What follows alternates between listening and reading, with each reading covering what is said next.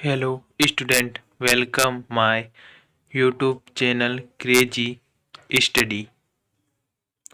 आज हम देखने वाले हैं पर्यावरण प्रदूषण से उत्पन्न समस्या का समाधान।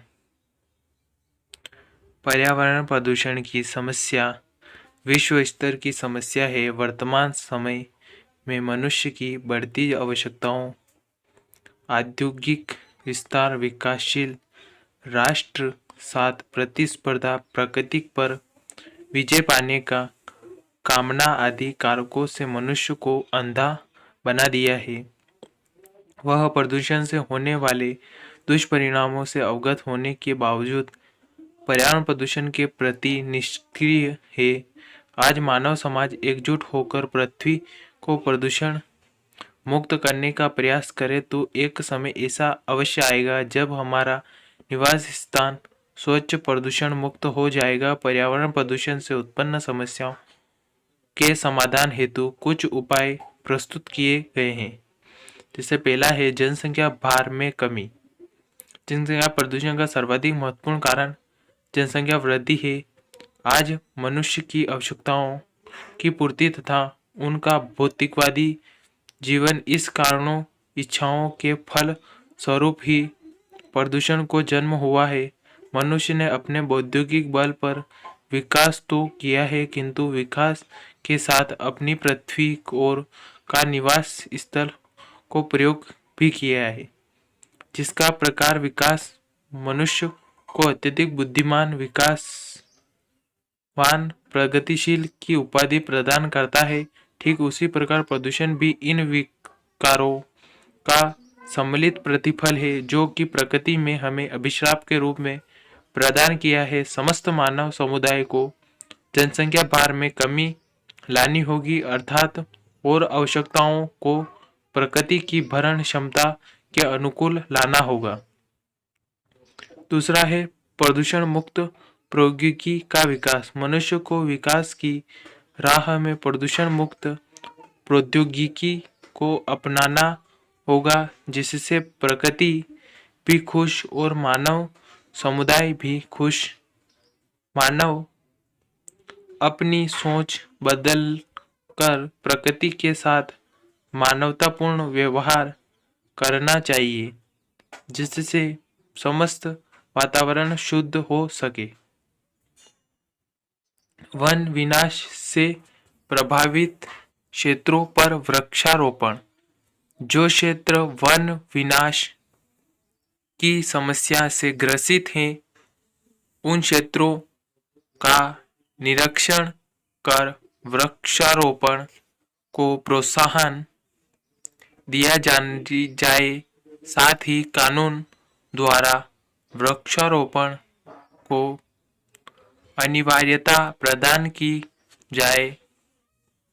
चौथा है जन भागीदारी समितियों का गठन। प्रत्येक छोटे बड़े क्षेत्रों में जन भागीदारी समितियों का गठन किया जाना चाहिए।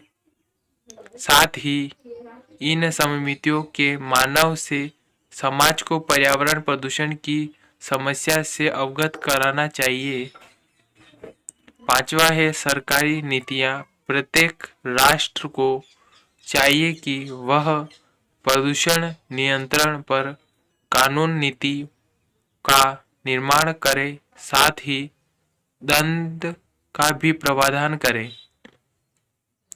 छठा है जन जागृति। पर्यावरण प्रदूषण पर नियंत्रण प्राप्त करने के लिए जन जागृति अत्यंत कारगर सिद्ध हो सकती है। लोगों अपने कर्तव्य के प्रति जागरूक कर प्रदूषण को नियंत्रण करने का विश्वव्यापी संगठन बनाकर संपूर्ण विश्व को एकजुट होकर प्रदूषण को नियंत्रण करने में सहायता प्रदान कर सकते हैं।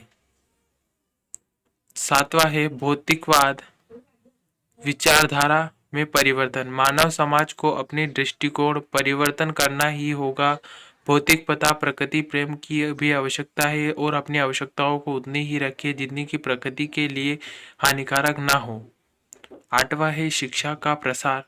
पर्यावरण की महत्ता, उपयोगिता अर्थात आवश्यकता को शिक्षा के माध्यम से जन जन तक पहुंचाना चाहिए तथा गांव, गली, मोहल्ले तथा प्रत्येक परिवार तक इस संदेश को पहुंचाना चाहिए कि प्रकृति स्वरूप हमारी संतान स्वस्थ अर्थात प्रकृति की ओर मनुष्य का संबंध माँ बेटे का संबंध है जो अपने माता के समान ही प्रकृति के साथ व्यवहार करना चाहिए। निष्कर्ष मानव समाज ने पर्यावरण प्रदूषण के कारण समस्त तथा समाधान के संबंध में अध्ययन तो काफी गंभीर से किया है, किंतु आज आवश्यक है कि कुछ कर दिखाने की प्रदूषण क्यों हो रहा है, प्रदूषण किसने के द्वारा किया गया, हम समस्त मानव समुदाय क्यों ना यह प्रण करे कि हमारे पास वातावरण में उपलब्ध है उसे सुधरती रखेंगे और आने वाले कल में स्वच्छता प्रदूषण मुक्त बनाएंगे। अगर हमारा वीडियो अच्छा लगा हो तो हमारे वीडियो को लाइक शेयर एंड सब्सक्राइब करें।